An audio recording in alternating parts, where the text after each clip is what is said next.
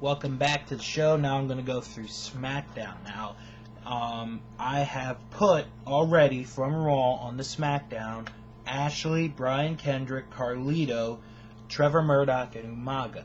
Now, I got to admit, when I was going through this as far as who's going to go where, SmackDown of the three brands was the hardest one to do because really there aren't any big-time names that could really go to either Raw or ECW. But you gotta move people. You know, that's part of the draft. There's no way that SmackDown can be avoided and not lose anybody. So, on that note, I have 4 people going to Raw. I have Chuck Palumbo, Deuce, Funaki, and MVP going to Raw.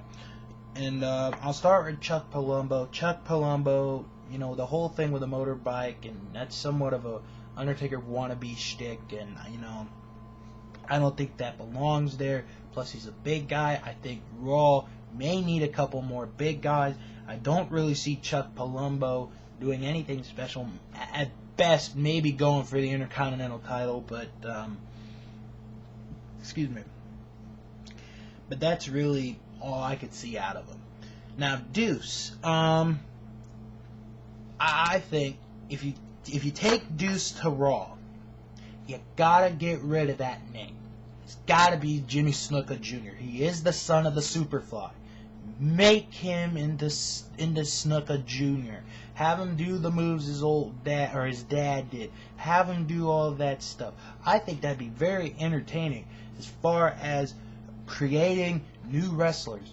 Deuce comes out to Superfly Jimmy Snuka's music, comes out in his attire, does his moves. You could have Jimmy Snuka Jr. Have him come out like that. I would watch Raw with more attention if you had Deuce as Jimmy Snuka Jr.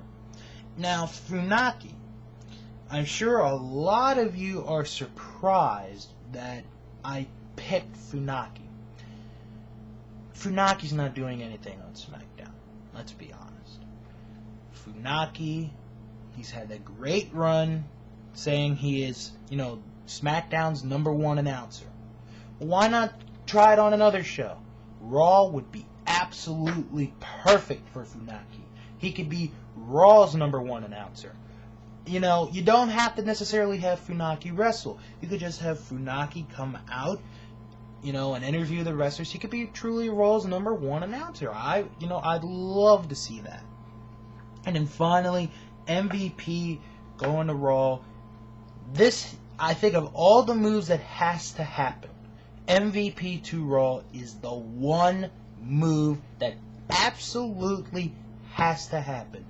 MVP has proven himself on SmackDown in the last year and a half, almost 2 years, as a prime time wrestler. He's a very good athlete, very good on the mic, and I think he's ready for Raw. I think he's ready to go to Raw, and I think he's ready to be a serious threat to the WWE Championship, you know, because with SmackDown, you got all these guys, Edge, Batista, Undertaker probably is going to come back, Big Show, Great Khali, Finlay, Matt Hardy, and MVP gets lost in the mix. He needs to separate himself away, go to Raw, and you watch. If he goes to Raw, if MVP goes to Raw, I'm calling this right now, within 2 years, MVP will become the WWE Champion. Mark on it. Now with ECW was, I think, from the SmackDown brand, the hardest one to pick. So, once again, I took 2 wrestlers to go to ECW. I have Domino going to ECW, and I have Jamie Noble going to ECW. Now, Domino, you know, broke off with Deuce. Domino needs his own setting, his own gimmick, whatever. He could find a place at ECW. He really could find a place there. And you know, there really aren't a lot of wrestlers there to compete for, you know, major spots on ECW and maybe an ECW title. Domino would be a very good fit there, and I think Domino might work. Now, Jamie Noble, once again, like Paul London, perfect fit for ECW. He has that mentality, as far as the wrestling goes. Plus, he's a veteran. He's been in the business for a while. He could be a very good role model for the younger wrestlers in the back. And Jamie Noble, very smart in the ring. Very, very smart.